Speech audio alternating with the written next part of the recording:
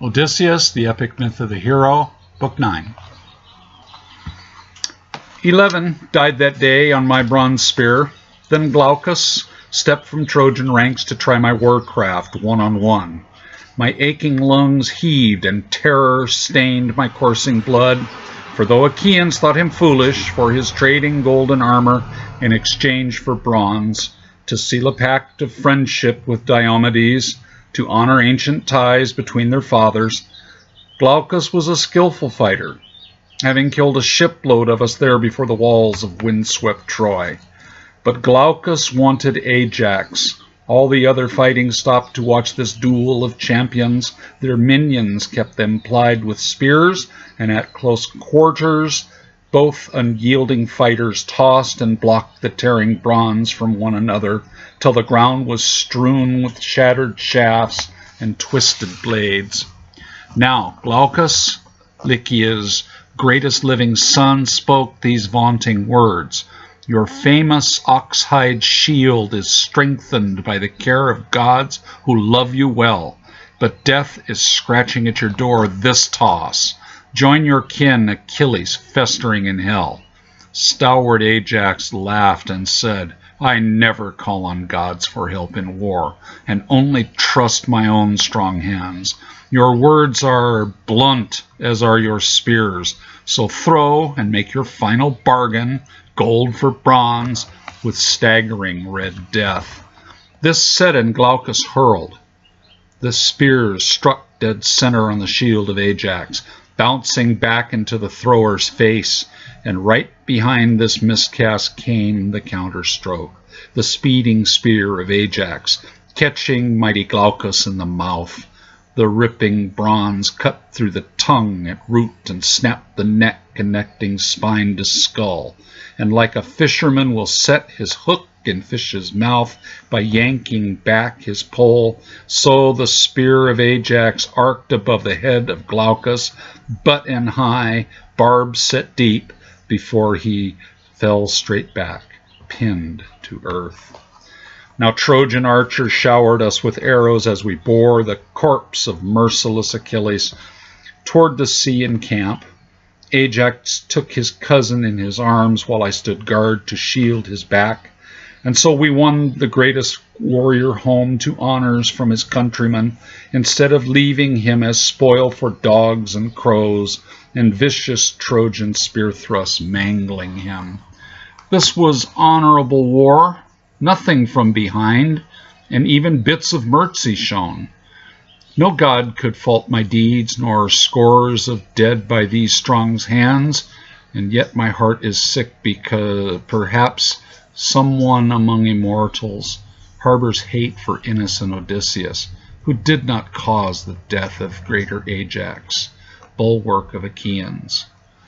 We entered camp in driving rain that came from Father Zeus, and laid the corpse of dread Achilles down between his ships and quarters there by restless tossing seas. The sea nymph, beautiful Thetis, immortal mother of Achilles, rose from wind-whipped waves and stood beside her son and spoke these tearful parting words: "Dear son, I gave you birth to short, unhappy life on strife-torn earth, where men win lasting fame by violent, sorrowful red deeds, and you excelled all men in murderous skill in war. Is your everlasting fame worth such a short, sad life and awful death? Would not a comely wife and happy children please your restless spirit now at home the more, to live life fully, watching growth of season, tree, and child in peace, and true prosperity, and learn the slow unfolding secrets of creation? The singers of mighty tales have lured you on, as you made art your life, and now muse-driven minds will make a feast of your fell deeds down all the days, as long as man lifts up his voice to bring the past alive again in song. But will you ever hear them sing your deeds? You mortals always want that most which lies just past your restless, hunger-driven grasp, and if the getting wrests it from another, well, so much better than that prize. The best that mortal life affords poor man is happiness around the family hearth, and lacking that, not fame nor gold can fill the void. Such simplicity requires a wisdom most ambitious men reject, like you, my son, the greatest fighter ever known to man, now dead and gone before your natural time. To such a fruitless end I gave you birth. Now listen well, Achaean warlords, gathered round the god-wrought golden armor of forlorn Achilles, son of Peleus. Step up and stake your claim to such a prize, for the armor of Achilles goes to him whose courage shines above all others left. This said, the goddess swept her terror-shining eyes across the host of staunch Achaeans, loosing knees of hardened fighters. Not a one stepped up to vaunt his warcraft then and claim the shining armor of Achilles. Only Ajax rose before the army, speaking honest words of war-won pride. I can call to mind the name of every man I've killed in single combat here at Troy. This list of victories is second only to Achilles, both in sum and quality, and needs the sweet, skilled voice of a wise bard, and vibrant, clear Kithara to recite, and then a long, cold night of winter by the fire, drinking wine in ceaseless flowing measures there. And when the dawn arose, perhaps there would be yet still more to tell of my hard work. But every fighter here at Troy already knows the might of Ajax, and his spear in war where men win glory and renown. And so I'll only call to mind the day Patroclus died by hand of terror-bringing Hector, fighting in the borrowed armor of outraged proud Achilles. Not the death of brave Patroclus, nor the Trojan host that pressed our ships, could rouse Achilles back into the fray. So angry was he over Agamemnon's taking of his sweetest prize, Briseis, whose curls glisten like rainy night. And so man-slaughtering Hector pinned us on the beach and threatened every ship with fire. I faced the greatest Trojan then and beat the bane back from us. Only one of our black ships caught fire that evil day. I made a pile of corpses there below the burning hull of brave Protesilaus, the first to die among us here at Troy. So long ago that day we beached our slashing ships, and if my spear had not given out, I might have killed the headlong Hector then and there. But hideous accident, which is the absence of all gods, forestalled me, and my tried and true long spear broke when it was needed most, and Hector got away to work us greater evil still. This man now dead and dressed in god-wrought armor, unmatchable Achilles is my kin, and so my claim upon his goods is greatest here. And now, dear goddess, please decide in favor of my deeds and family ties to him who was our greatest surety in war. The army roared, and Ajax basked in its approval. Agamemnon, king of men, gripped his scepter as the angry color rose and flushed his cheeks. He turned to me, commanding that I speak. I had no special love for Ajax, but he was a valiant comrade in arms, and I could not dispute his claims. Now at the funeral games for brave Patroclus we had wrestled to a draw. He threw me first, and then I threw him. Our blood was up, but we never got to go the final round, because Achilles parted us, declaring both as winners. In the foot race following, Ajax took the lead with me close at his heels. I said a prayer to bright Athena, and Ajax slipped and fell face first in dung, and came up spitting, while I crossed the finish line and won a golden tripod. He took it like a sport, even though his pride was hurt, but Ajax always felt his excellence was overlooked and undervalued. He gripped his slaughter-spattered spear and ground his teeth, while I laid out my case before the goddess Thetis and the host of grim Achaeans how I should get the armor of Achilles. Achaeans, skill at arms, and courage aren't the same, so let us not confuse the two.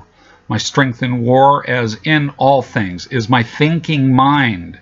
So now I'll state the plan that sprung from my imagination, and not a single fighter here will find the slightest flaw in it. Let our enemies decide the matter thus. Send spies to sound the Trojans out. Between myself and greater Ajax, which of us inflicted greater harm this savage day of war, which never will be lost to human memory? I trust the Trojans more than vaunting fighters, eager for a prize to settle this. What say the king and men of sea-girt bold Achaea to my plan? The army roared approval once again, persuaded by the latest voice to speak, as is the habit of enthusiastic mobs. Agamemnon nodded his assent, and Thetis left the matter in our hands, retiring back into the sea. We sent our spies to search the Trojans out, and this is what they found. A group of women drawing water from a well outside the city walls were overheard to say that but for my hard stand and guarding Ajax while he bore the corpse, Achilles would have never left the field of battle there that hard-fought day. Ajax bellowed when he heard the spies' report, and madness flickered in his slighted eyes. Without a word he left the great assembly then. The golden armor went to me, and I made preparations to send it all to Peleus, father of Achilles, next day by slashing ship across the uncertain sea. That night the grief and wine betrayed his wits, and Ajax took his sharp-edged sword into the cattle pen and slaughtered hundreds, killing till the bloody dawn revealed his frightful efforts. Shame unhinged his proud high mind, and so he set his sword in sand and fell upon the blade. Thus ended Ajax, bulwark of the Achaeans, by his heart-sick hand alone. My only fault in this was taking Agamemnon's cue and matching quality for quality with Ajax, even letting foes decide our fate. A man should never need apologize when and why the gods have made him great. But ever after, there at Troy, the army held me, cause of Ajax dying, by his own sad hand, not ever calling once to mind their sanction by the means that placed the tainted prize into my hands. This said and mega-hearted sad Odysseus shed a tear for disappointed Ajax, warrior supreme, who made the glass to gauge himself in praise and cheers from strangers rather than the inklings of his searching heart. Lonely man, a beast whose brain removes his soul from brotherhood with all the earth that is his home and truest sanctuary here. We hate our death and blind ourselves to immortality, of which we always are a part. Our surest contribution is our love, and when we love, we need so little for ourselves. Our weakness is vain hope for some illusory grandeur that has no root beyond our fearful, overweening imaginations. Change ensures that everything is forever, in part as part. Brave Odysseus swam in utter dark to calm the hurt that gripped his careworn, heavy heart. And once he'd added streams of tears to ocean rivers, he floated on his back and set his gaze on stars above. Orion stood at zenith in the sky, the giant hunter chasing Taurus, bull of heaven, and lost Odysseus addressed his aching soul. Orion, you are every man and primal ancestor of all our labors here on earth. Poor man cannot remove his hunger with good-natured wishes, nor by rubbing hard his crime-inspiring gut staunch his pain. Each break of dawn he ventures out into the wild to hunt and kill some beast for food to feed his kin. He has to leave the warmth and safety of the family hearth, He must return and share his gains. In this he is no different than the eagle or the wolf. The hunt is ground for all our tales, departing, searching, killing, and returning. Eagles meet other birds of prey that try to steal their catch. Wolves sometimes meet lions. Men meet monsters. And so it grows around the old campfire until the bards and singers of songs embellish and refine the daily round of man to myth. No matter where the mind of man might lead him down the days, this will never change. The farmer cannot plow his fields from bed, nor can the king make law nor sailor trade, and so our stories stay the same in all but minor details, tongue to tongue and land to land, eternally returning. And still Odysseus journeys on through war and wave in search of home. Orion, hunter, lead me there. You are the greatest of Calypso's guiding stars. You too fell victim to the wrath of gods, murdered in the lonely sea so far from land. I have too much of home and family to be such a storm-tossed vagabond. I don't deserve this wretched unsung fate. Orion, you might be the last of gods to hear the prayers of vanishing Odysseus.